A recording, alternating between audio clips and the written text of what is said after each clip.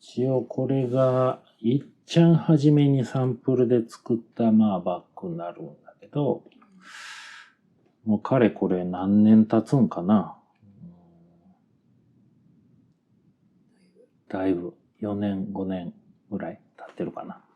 もうだいぶいい感じにやれてきてるかな。サンプルやからこっちの付け方と逆のこっちの付け方でどんな感じがいいかなとか、あと長さも右と左でこれ違ったりもしてんだけどね。ただペイントはどうしてもこういう風にかすれてくるよね。これがちょっと狙った感じにはなってくれてるかな。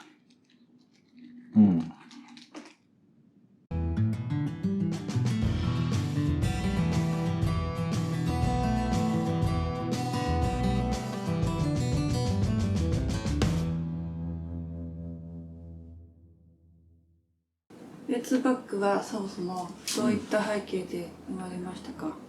エーツバッグ一番初め作ろうと思ったのは、俺が欲しいバッグっていうだけよね。普段使いに、手持ちそんな俺なくて、大きいカバンはいらなくて、持ってくって言ったら携帯と財布と、ハンカチぐらいか、あとは水筒かなが入るぐらいのバッグが欲しくて出来上がったんがあるから。じゃあ初めは自分用にって感じで。そうや、完全に俺用や。それがタイプ1のそうだね。やつですよね。でそっからお客さんがもうちょっと大きい方がいいとか、上にジッパーついてる方がいいとか、そういう声聞きながら種類が増えてった感じかな。今あるタイプ的には、まず A2 ポケットタイプと D ポケットタイプ。そうね。タイプ1とタイプ2の違いはその大きさの違いですよね。そうね。横幅と縦もちょっと大きいのか。ほぼほぼ一緒。横幅がちょっとスクエア型というかね。そうだね。そういう形がタイプ2。で使っている革はA2 の4種類の革の中から選んでもらう。ジャケットと同じ革でバッグを作ってるって感じです。だからジャケット注文時に一緒にバッグも注文してくれると、その同じロットの革で、作ることもできる。あえてさ、A2 はラセットやけど、バッグはシールでっていう人もいらっしゃるよね。多いね。それね、どっちもいいよな。揃ってたら揃ってたでかっこいいし。A2 を着れる時期じゃない時期に、そっちバッグを使ってたらいいし、ショルダーももともとはうち作ってなかったけど、お客さんのリクエストが多かったから、うちにあるものはほぼお客さんのリクエストよ。もちろんカバンにカスタムしたいっていう方も結構いっぱいいて、ワンポイントでね、エアフォースマークとか、スコードロンになるとタイプ1になるとちょっと裏面とかにならんとしんどいかもしれないけどね。でバッグの場合は後付けがねちょっと難しいから、もしカスタム考えてるんだったら注文時に言ってもらわんと後から付けられんかな。あとは前にも紹介したけど、バッグにペイントをしはる人もそうね。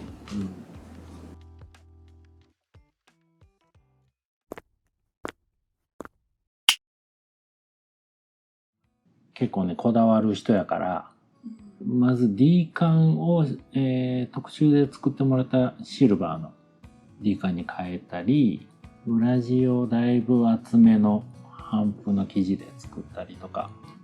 お持ち込みでね、これでできますかって、パイピングのテープも、通常だったらコットンのテープだけど革のテープでやってっていうリクエストがあったよね。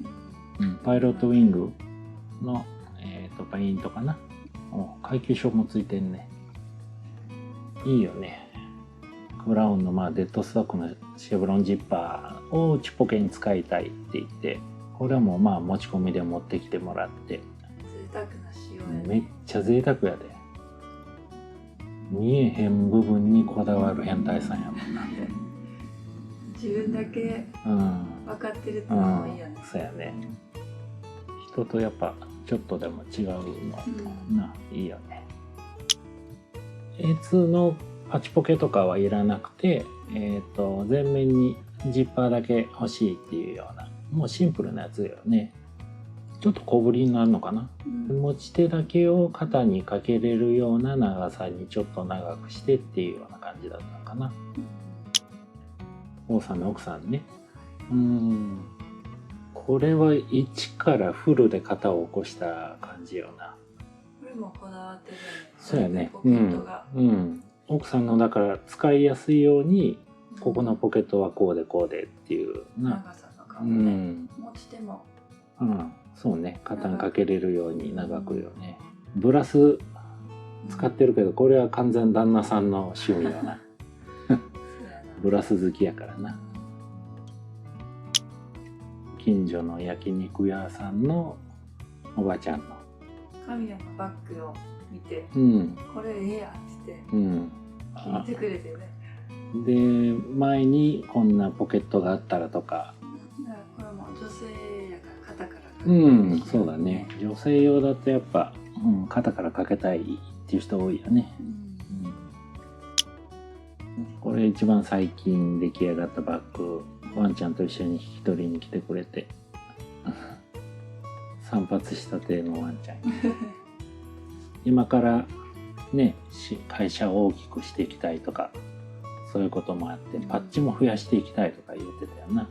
現場に行ったりするときに、地面に置くから皮がね、そこが擦れるのを心配してたから、そこに鋲を打って中にメジャーとかな、そういう重たいもん入れるから、この人もやっぱちょっと厚手の帆布の生地で作らせてもらったかな。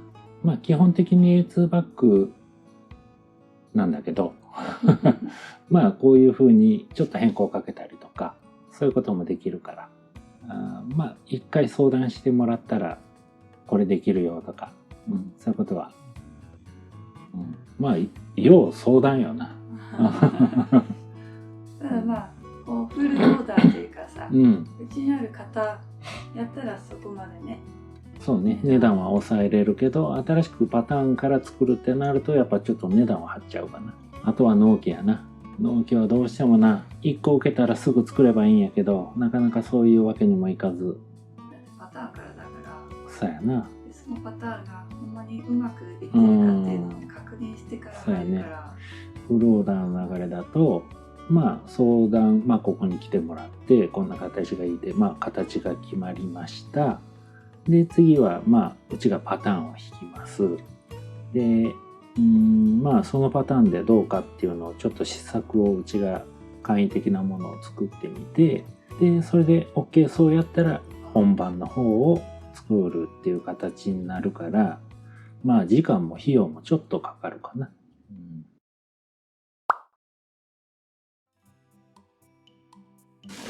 中身めっちゃ入っとるだねか。撮影の道具だよね、私が最近入れるのは。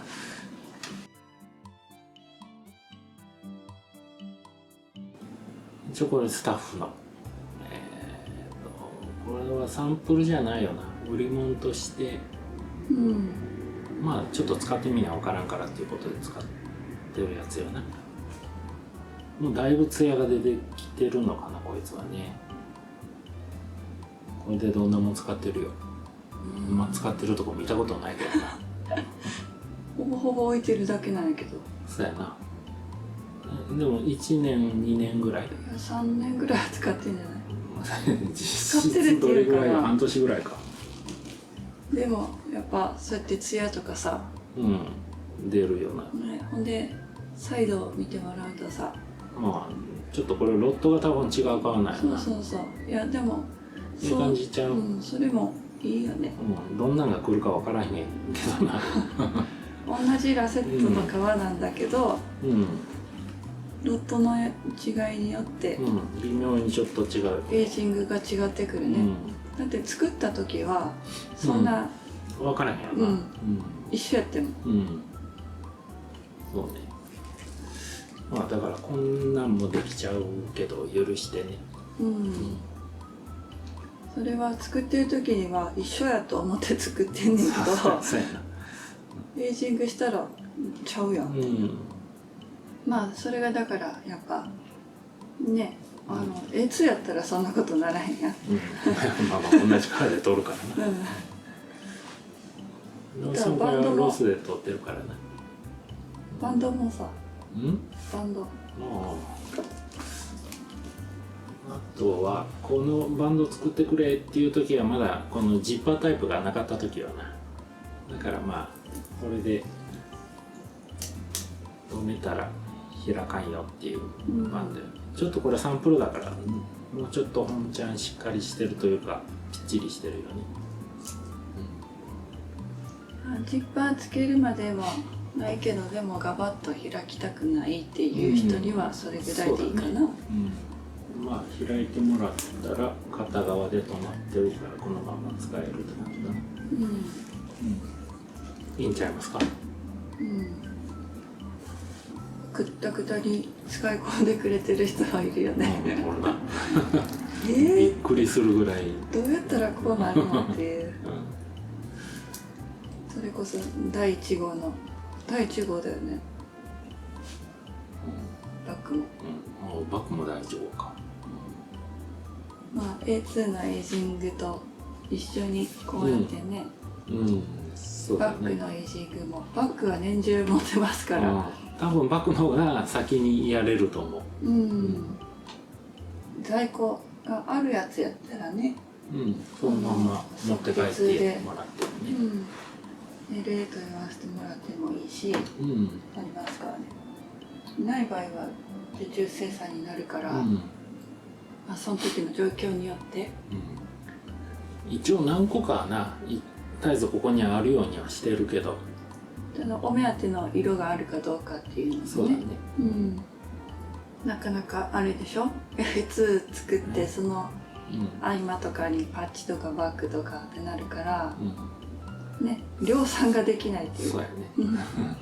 ふわーってな。ほんまは量産したいんやけどな、気持ちはね。でも量産してると A2 が追い込まれてるからなかなかちょっと難しいよね。まあ使う人の使い方とか何を入れるかによってね、それが使い勝手いいかどうかは分からんけども。そうだね。全部が全部俺と同じスタイルじゃないしな、絶対な。